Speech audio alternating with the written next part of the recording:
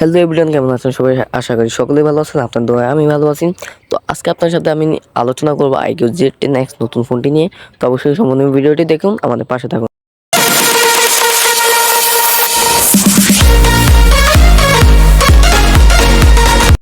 Z10X ফোনটি unboxing করলে এখানে একটা সফট কভার পেয়ে যাবেন, ওয়ারেন্টি কার্ড, কিছু ডকুমেন্ট পেয়ে যাবেন, আর 44 ওয়াটের ফাস্ট চার্জার পেয়ে যাবেন, আর টাইপ সি কেবল পেয়ে যাবেন। এই হচ্ছে আমাদের ফোনটি দেখতে অনেক ভালো লাগে আমার কাছে। মোটামুটি তাতে একটা প্রিমিয়াম ভাইব দেন। 8.1 মিলিমিটার এর থিকনেসটা, আর ধরতে অতটাও মানে হ্যান্ড ফিলি মনে হয় না, একটু বেশ মোটা মানে লম্বা, একটু হতে পারে আপনার কাছে, একটু সামান্য বাল্কি ফিল হতে পারে, যেহেতু এখানে 6500 mAh বিগ ব্যাটারি রয়েছে। আর এখানে কিন্তু একটা লেড ফ্ল্যাশ লাইট রয়েছে, রিং লাইট রয়েছে যেটা, তো এই ফ্ল্যাশ লাইটটাও খুব কাজে, আর এটা কিন্তু খুব সফট। আর ব্যাকপ্যাডটাতে আপনি কোনো রকম ফিঙ্গারপ্রিন্ট দেখতে পাবেন না, ব্যাকপ্যাডে কোনো রকম ফিঙ্গারপ্রিন্ট এখানে বসাও না। তো এই ব্যাকপ্যাডটা প্লাস্টিকের, বডি ফ্রেমটা প্লাস্টিকের, তো এখানে আপনি ভিডিও টিডিও দেখে মজা পাবেন। আর এটাতে কিন্তু আইপিএস ডিসপ্লে, তবে আইপিএস ডিসপ্লে হিসেবে আমি মনে করবো ডিসপ্লেটা খারাপ না। আইপিএলসিডি প্যানেল হিসেবে আপনাকে ভালোই একটা মজা দিতে পারবে, তো যে অ্যামোলেডের মজাটা পাবেন না আপনি। 120 হার্জের রিফ্রেশ রেট রয়েছে, তাও আমি অনেক ভালো পারফরমেন্স পেয়েছি। গেমিং এও ভালো পারফরমেন্স হয়েছি অনেক দিকে। এটা রান করছে অ্যান্ড্রয়েড 15 এর ফাংশন ওএস 15। তো এইসবের ক্ষেত্রে ভালো আছে, এআই ফিচার গুলো অনেক ভালো। তো কথায় একটু অসুবিধা হতে পারে, আমি একটু অসুস্থ তাই।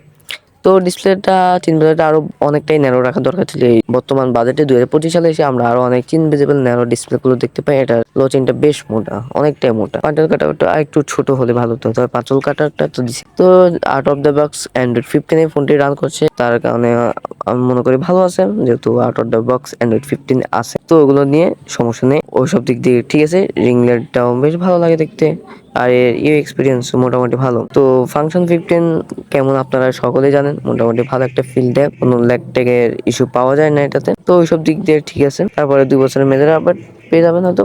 আর এটা মাল্টি স্কোর খুব ভালো, প্রন্টো পার্পল কালার একটা রয়েছে, ওটাও আপনি চাইলে দেখতে পারেন। গেমিং এও ভালো পারফরমেন্স পাবেন, কারণ এটাতে প্রসেসর ইউজ করা হয়েছে মিডিয়াটেকের ডেমেনসিটি 7300। হ্যাঁ, মিডিয়াটেক ডেমেনসিটি 7300, দেখেন একটি 4 nm বিল্ড করা চিপসেট। তো আমি মনে করবো এটা ভালো আছে, চিপসেটটা একটা পাওয়ারফুল চিপসেটের। তো ওইসব দিক থেকে ঠিক আছে। মালি D615MC2 রয়েছে এখানে। তারপরে যায় এটা র্যাম ম্যানেজমেন্টও বেশ ভালো, ক্যামেরা দিক থেকেও মোটামুটি ভালো চলে। তবে এখানে অবশ্যই একটা আল্ট্রা শুটটা মিস করবো। তো ক্যামেরার দিকটা না আমি একটু পরেই যাই। আর ফিঙ্গারপ্রিন্ট সাইড মাউন্টেন রয়েছে, যা কিন্তু ফাস্ট অ্যান্ড অ্যাকুরেট কাজ করছে। তো ফোনটি দেখতে পিছন দিক থেকে মোটামুটি ভালো লাগে, ওইসব দিকে আমি অতটা প্যারা ফিল করি নাই। 44 ওয়াটের ফাস্ট চার্জার রয়েছে, 6500 mAh ব্যাটারি হিসেবে এখানে একটু বেশি দেওয়ার দরকার ছিল। ডুল সিমের সেটআপ রয়েছে এখানে। তারপরে পারফরমেন্সের কারণে আপনি টুকটাক গেমিং টেম ভালো করতে পারবেন, ওইসবের কারণে আমি মনে করবো ফোনটা ঠিক আছে। তো ফোনটার লুকিংটা কেমন লাগছে আপনাকে অবশ্যই কমেন্ট করে জানাবেন, আর সাবস্ক্রাইব করতে কিন্তু ভুলবেন না, চ্যানেলটা অবশ্যই সাবস্ক্রাইব করে রাখুন। ক্যামেরা সেকশন রয়েছে 50 megapixel main shooter, 2 megapixel deep sensor রয়েছে একটা, যা একটা সহকারী সেন্সর হিসেবে। তবে আমার মনে হয় এখানে একটা অবশ্যই আল্ট্রা ওয়াইড শুটার দেওয়ার দরকার ছিল এখানে, কিন্তু তারা দেয়নি। তো 50 মেগাপিক্সেল ওয়াটার PDAF রয়েছে, আর 4K 1000 fps এরকম ভিডিও রেকর্ডিং করতে পারবে। তো কোনো ল্যাগের ইস্যু পাওয়া যায় নাই। আর অত মানে অ্যাপ ক্লোজিং সময় বা অ্যাপ ওপেন করার সময় যে অ্যানিমেশন ডিলুম করে বসে থাকে, ওরকম কোনো সমস্যা পাওয়া যায় না। কলার এক্সপিরিয়েন্স খুব ভালো আছে, আপনি কলে বলতে কোনো রকম তেমন নয়েজ পাবেন না। আর ফোনটি বেশ গরম হয় না, ফোনটা খুব ভালোই আমি মনে করি পারফরমেন্স দিচ্ছিল।